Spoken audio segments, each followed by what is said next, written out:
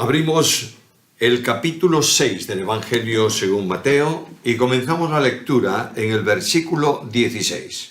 Evangelio según Mateo, capítulo 6, versículo 16, dice así: Cuando ayunéis, no pongáis cara triste como los hipócritas, porque ellos desfiguran sus rostros para mostrar a los hombres que ayunan. De cierto os digo que ya están recibiendo su recompensa. Pero tú, cuando ayunes, unge tu cabeza y lava tu rostro para no mostrar a los hombres que ayunas, sino a tu Padre que está en lo secreto. Y tu Padre que ve en lo secreto te recompensará en público. No alleguéis tesoros en la tierra donde la polilla y el orín corroen y donde los ladrones horadan y hurtan, sino allegaos tesoros en el cielo donde ni la polilla ni el orín corroen y donde los ladrones no horadan ni hurtan, porque donde está tu tesoro, allí estará también tu corazón. La lámpara del cuerpo es el ojo, así que si tu ojo es sencillo, todo tu cuerpo está lleno de luz, pero si tu ojo es maligno, todo tu cuerpo estará en tinieblas. Así que, si la luz que hay en ti es tinieblas, ¿cuán grandes no serán las tinieblas mismas? Nadie puede servir a dos señores, porque o aborrece al uno y amará al otro, o se adherirá a uno y menospreciará al otro. No podéis servir a Dios y a las riquezas. Como notáis, el Sermón del Monte, después de las bienaventuranzas que introdujo, el Señor ha estado dando con precisión el sentido, el significado de mandamientos que los judíos en general y sobre todo los religiosos procuraban guardar en apariencia, es decir, conservar una piedad aparente delante de todos. Va profundizando en la enseñanza y en este pasaje que hemos leído, el Señor va a hablar de dos cosas que eran enormemente importantes en el entorno histórico, social, religioso de sus tiempos. En primer lugar, va a hablar del ayuno y en segundo lugar va a hablar del dinero. Por tanto, quiero considerar con vosotros tres cosas. Primeramente, el ayuno, en segundo lugar, las riquezas y en tercer lugar, la responsabilidad. Primeramente, el ayuno. Habla del ayuno del hipócrita. Notad el versículo 16. Cuando ayunéis, no pongáis cara triste como los hipócritas. De manera que los fariseos usaban la piedad con fines egoístas en provecho personal. El ayuno se establecía siempre a lo largo de la historia del pueblo de Israel y también luego del Nuevo Testamento como necesidad o expresión de una necesidad espiritual. Por ejemplo, en Nehemías capítulo 1, versículo 4, Nehemías ayunó para dedicar el tiempo lícito de una comida larga como ocurría en el entorno donde él estaba sirviendo al emperador, dedicar ese tiempo largo de la comida para la oración. Los judíos ayunaban también cuando tenían tristeza o cuando tenían angustia. Ayunaban cuando había que hacer una confesión de pecados individual o general, de forma especial una confesión general. Lees, por ejemplo, Nehemías capítulo 9, versículos 1 al 3 y notaréis ahí que hay una proclamación, un ejercicio de ayuno, porque el pueblo confesaba sus pecados delante de Dios. Ahora, los fariseos habían ampliado el ayuno caprichosamente a 2 veces por semana. Generalmente ayunaban los lunes y los jueves. Ahora, ¿cuál es la razón del ayuno de los fariseos? Ayunan hipócritamente para mostrar a los hombres que ayunan. Y dice la versión antigua del 60 que demudan el rostro. Esta es mucho más actual. Desfiguran sus rostros, es decir, cambian el aspecto externo del rostro en tristeza para mostrar a todos los hombres que están ayunando. ¿Qué están haciendo? Manifestando una piedad por fuera, pero no tanto desde dentro del corazón. ¿Cuál es el resultado de este ayuno? El Señor lo dice con toda claridad. Ya están recibiendo su recompensa. ¿Para qué ayunaban?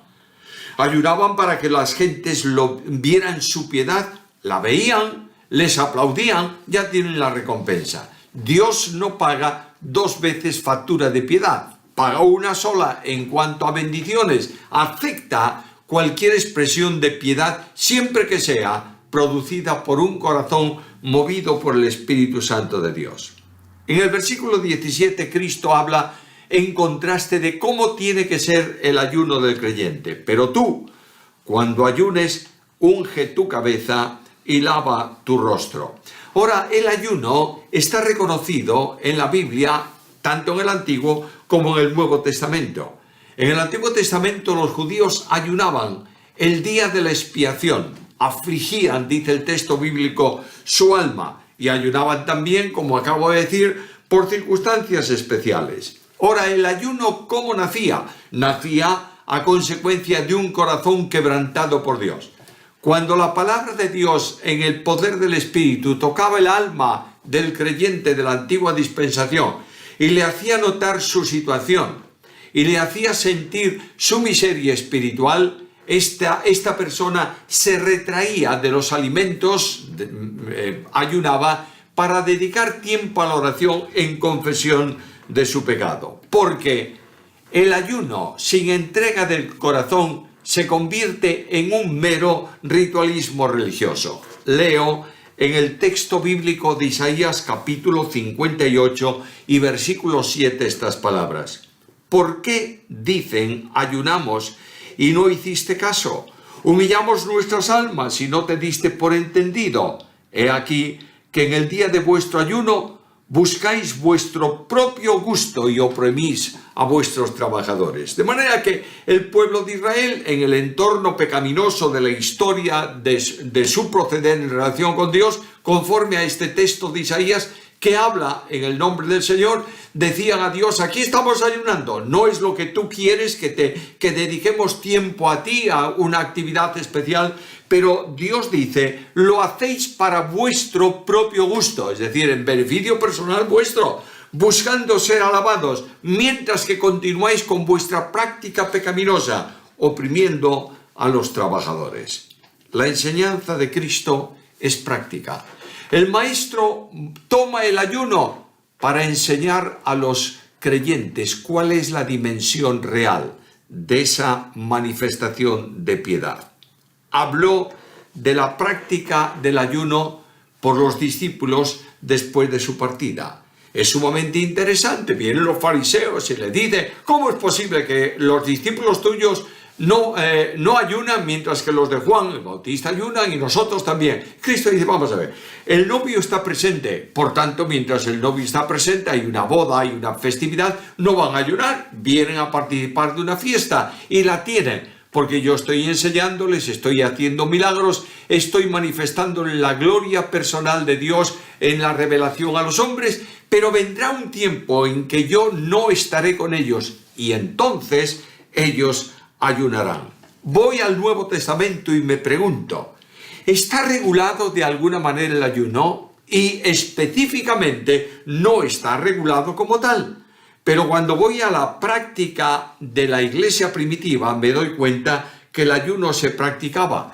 El ayuno se practicaba por los creyentes de la iglesia apostólica y posapostólica. Y el aspecto para el que ayuna es que nadie sepa lo que está haciendo cuando es un ayuno individual.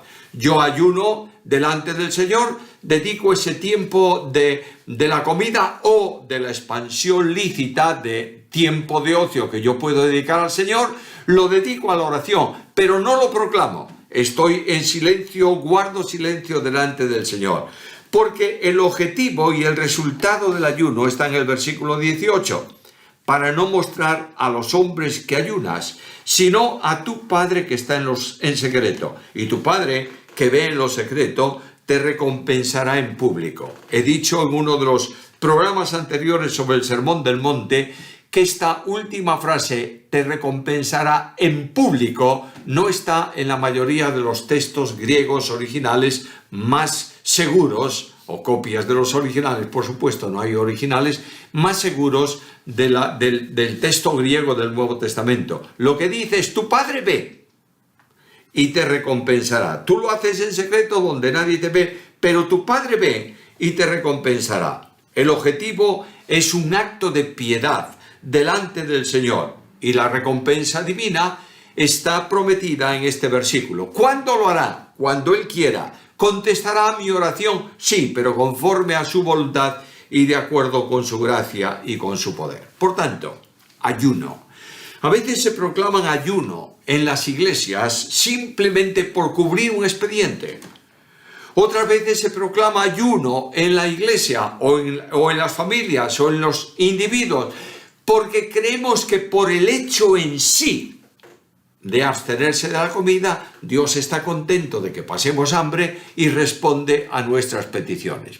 El ayuno se manifiesta por una necesidad espiritual. No hay un programa para ayunos. Hay una necesidad espiritual.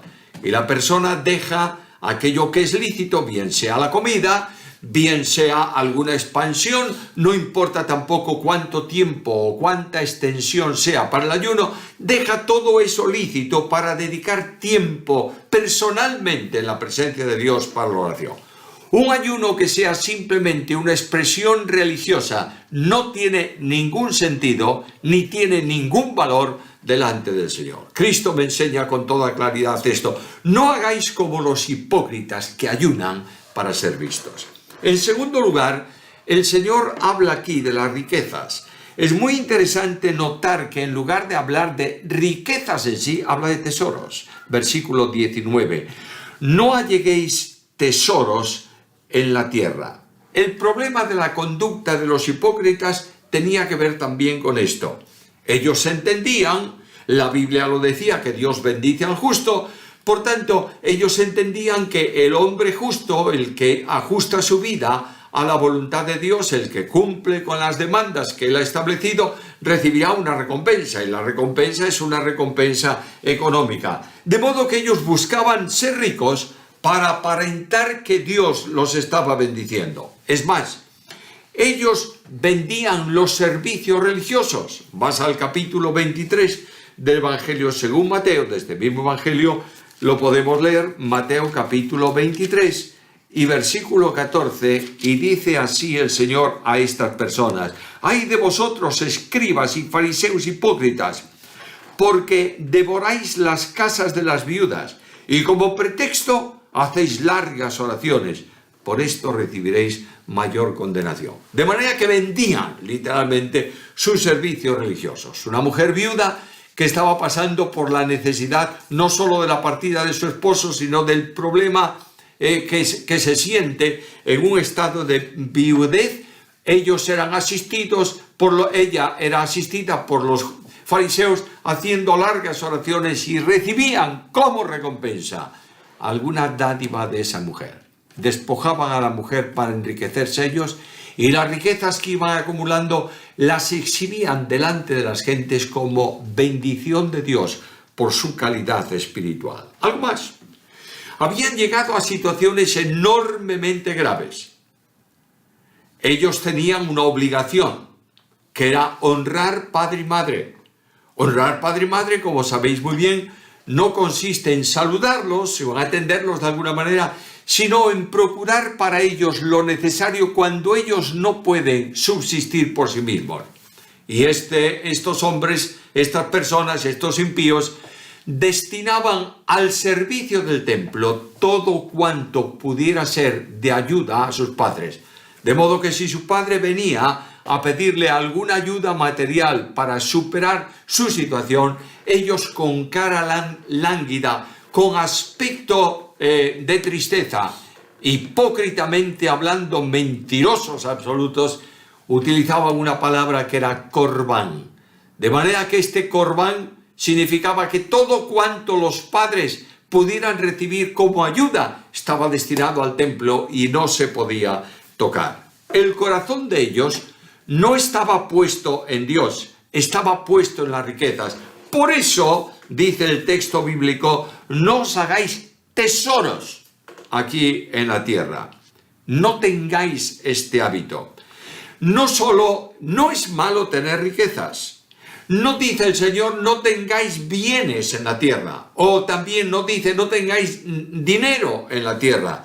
Sino, no consideres las posiciones o la firmeza económica como una bendición de Dios y la actitud ante ella sea acumular cuantas mayores riquezas pudieseis.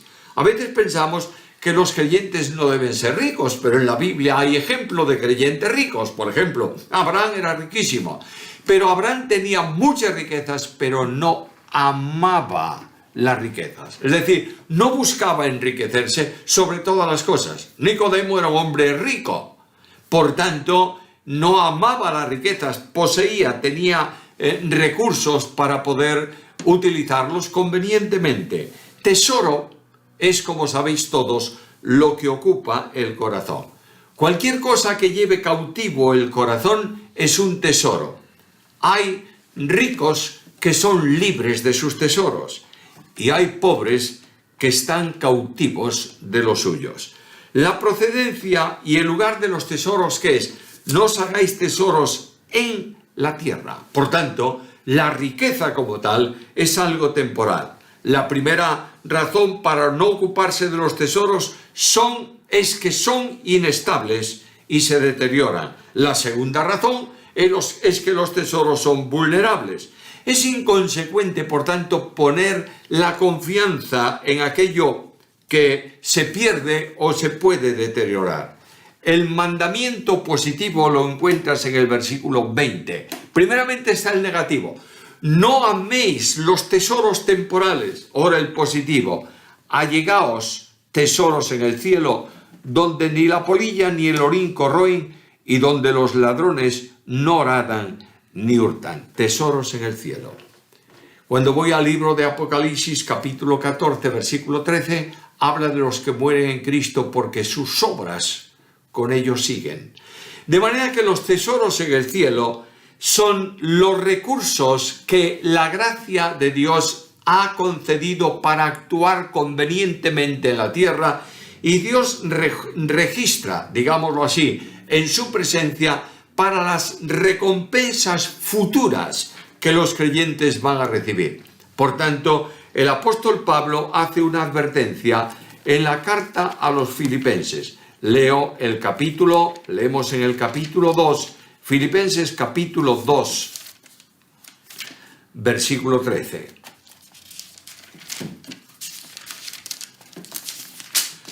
Filipenses 2:13 dice así: porque Dios es el que en vosotros opera tanto el querer como el hacer por su buena voluntad.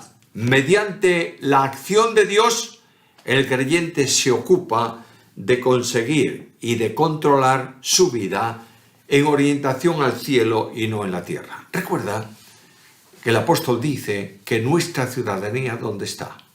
En los cielos, de donde esperamos también a Jesucristo. Ahora, ¿cómo alcanzamos esos tesoros en el cielo? Primeramente, mediante una vida dedicada a Dios.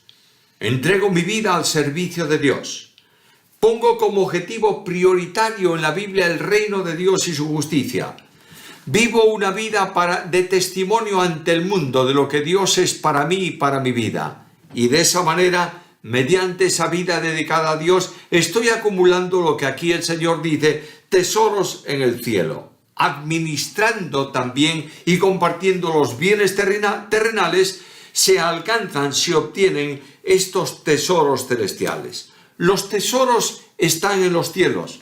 El apóstol Pedro, en la carta primera, capítulo 1, versículos 3 y 4, habla precisamente de las riquezas celestiales que nosotros tenemos reservadas para nosotros en la presencia de Dios. Y lo que Pedro dice es que son tesoros estables, mientras que los tesoros temporales se deterioran y se pierden. Los celestiales están reservados y guardados por Dios. Hay un condicionante en todo esto, versículo 21. porque donde está tu tesoro, allí también estará tu corazón. Nota esto, corazón y tesoro están siempre ligados. Y hay una forma correcta de hacer las cosas. Versículo 22, la lámpara del cuerpo es el ojo. Así que si tu ojo es sencillo, todo tu cuerpo estará llena de luz. La visión deforma las cosas. Yo tengo gafas. Si yo saco mis gafas, hay algunas cosas que me sería imposible de ver con claridad. Por ejemplo, las letras de cerca. O si pongo algo que deforma el enfoque ocular, yo veo las cosas de lejos deformadas. De manera que lo que está diciendo el Señor es, conforme sea tu visión, así será también tu vida. La visión correcta es andar como hijos de luz. Efesios capítulo 5, versículo 8. Y la visión correcta es la visión que está orientada hacia las cosas celestiales. Colosenses capítulo 3, versículos 1 al 4. Ya que habéis resucitado con Cristo, buscad las cosas de arriba, donde está Cristo sentado a la diestra de Dios. Poned la mira en las cosas de arriba y no en las de la tierra. Está centrada de esa manera por una razón. Porque la vida cristiana discurre con los ojos puestos en Jesús. Y yo pregunto ahora, ¿y Jesús qué es? Y la respuesta bíblica es que Jesús es la luz del mundo. Ahora, hay una visión clara que es esta, pero hay una visión incorrecta, capítulo 23. Si tu ojo es maligno, es decir, orientado por el mal, por los recursos perversos que Satanás prepara aquí en la tierra, si tu ojo es maligno, todo tu cuerpo estará en tinieblas. Es decir, a intereses opuestos corresponde situaciones distintas. Tinieblas en lugar de luz. Los hipócritas de su tiempo, Cristo les llamaba ciegos y guías de ciegos. Por tanto, si aquellos no veían claramente, las obras suyas serían tenebrosas o correspondiente a una situación de tinieblas en el mundo. Los tales son tan arrogantes que cuando Jesús les hablaba, ellos afirmaban, nosotros vemos. Y Cristo tiene que decirle, ¿por qué veis? Es que tenéis pecado delante de Dios. Juan capítulo 9, versículo 41. Debemos terminar esta reflexión. ¿Cuál es la responsabilidad? Versículo 24.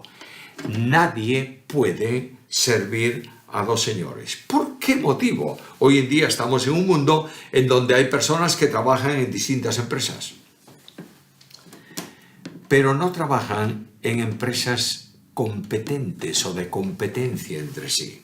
Lo que está diciendo Cristo en este versículo es que tú no puedes servir a las riquezas, ser esclavo de las riquezas y al mismo tiempo servir a Dios. Porque las dos cosas son absolutamente incompatibles. El mundo no es compatible con Dios. Las riquezas no son compatibles tampoco con los tesoros celestiales. Ahora, la orientación tiene que ver con intereses personales. Y el ejemplo supremo de desinterés en cuanto a las cosas del mundo lo tienes en el descenso de Jesucristo. Filipenses capítulo 2, versículos 6 al 8, el cual siendo en forma de Dios, no estimó el ser igual a Dios como cosa que aferrarse, sino que se despojó a sí mismo tomando forma de siervo, hecho semejante a los hombres y estando en la condición de hombre, se humilló a sí mismo, haciéndose obediente hasta la muerte y muerte de cruz. ¿Cuál es la demanda que yo tengo hoy frente a esta enseñanza? Es muy sencilla. Filipenses capítulo 2 y versículo 5. Haya en vosotros este sentir que hubo también en Cristo Jesús. Es el momento de decir al Señor en un examen personal y en una oración personal, tal vez aquellas palabras que se cantaron muchas veces: renuévame, Señor Jesús, yo quiero ser como tú. Que el Señor añada sobre nosotros su bendición.